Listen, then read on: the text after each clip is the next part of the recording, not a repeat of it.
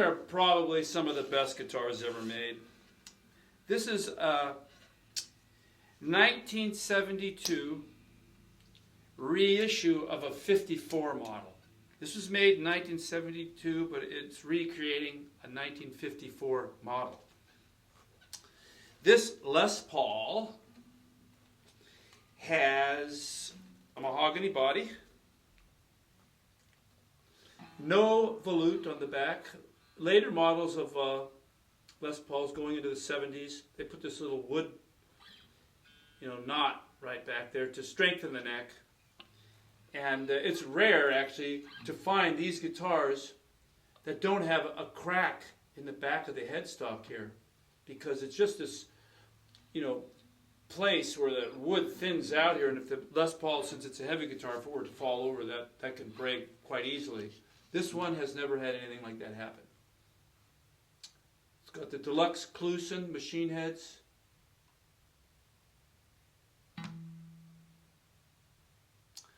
I'd love to have this guitar, actually. It belongs to a friend of mine. Anyway, binding on the neck, mahogany fretboard. Here's your binding. Here's your trapezoid inlays, right?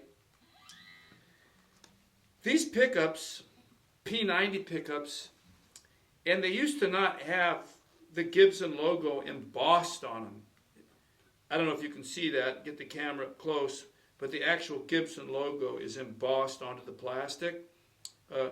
Normally you don't see that, but there were a few years in the early 70s where they actually did that.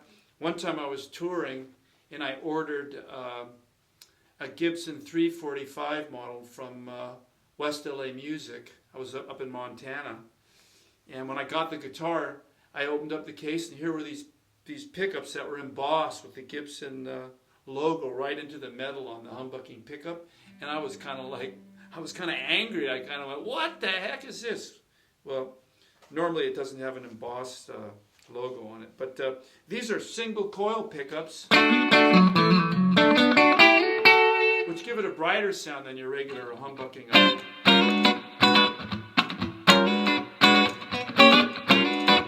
Good funk guitar, for this sort of funky music. I think in Tower of Power, the first What Is Hip album, the guy plays the Les Paul. I can't remember, but I think it does have P90 pickups on the Les Paul. Could be wrong.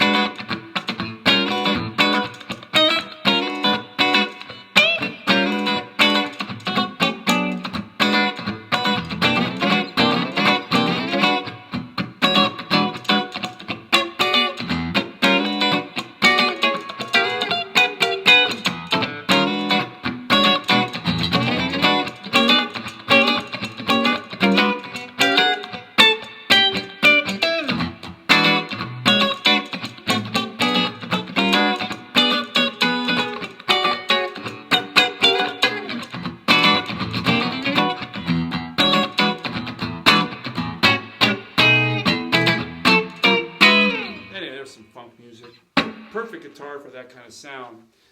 The single coil pickups are brighter and more leaning towards like a Fender or a Telecaster or Stratocaster sound. It's got a three-way switch on it. When you're in that front position, you get a deeper,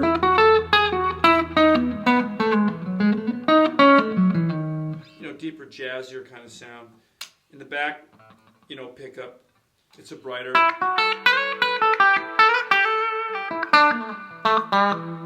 Be a good blues guitar, really nice.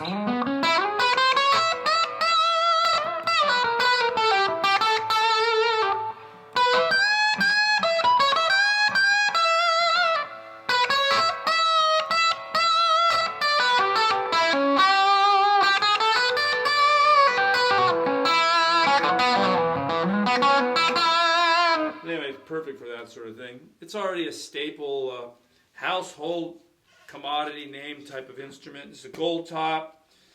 You can see where it's worn out right there.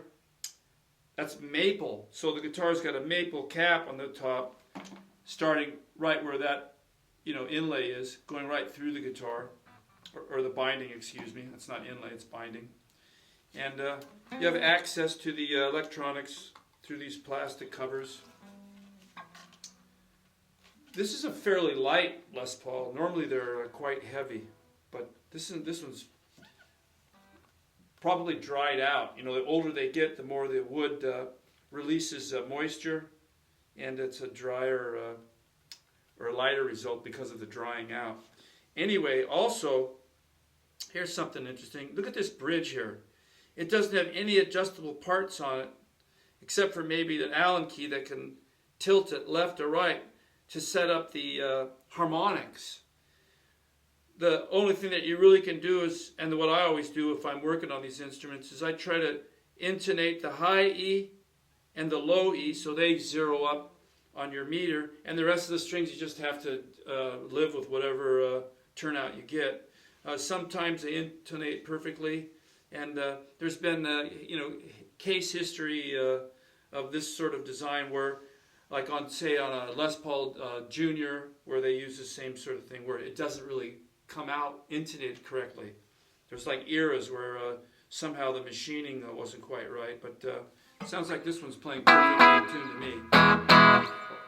You can buy a replacement part for that, so you can adjust each string individually. Why is this such a cool, this is called wraparound bridge. Why is this so cool? Is because the minute you start bending a string, you get right to your note right away. Like on a Stratocaster guitar, if it starts tilting forward as you're bending, you have to pull the string harder. So it's really easy to bend notes on this instrument because there's no give in the bridge.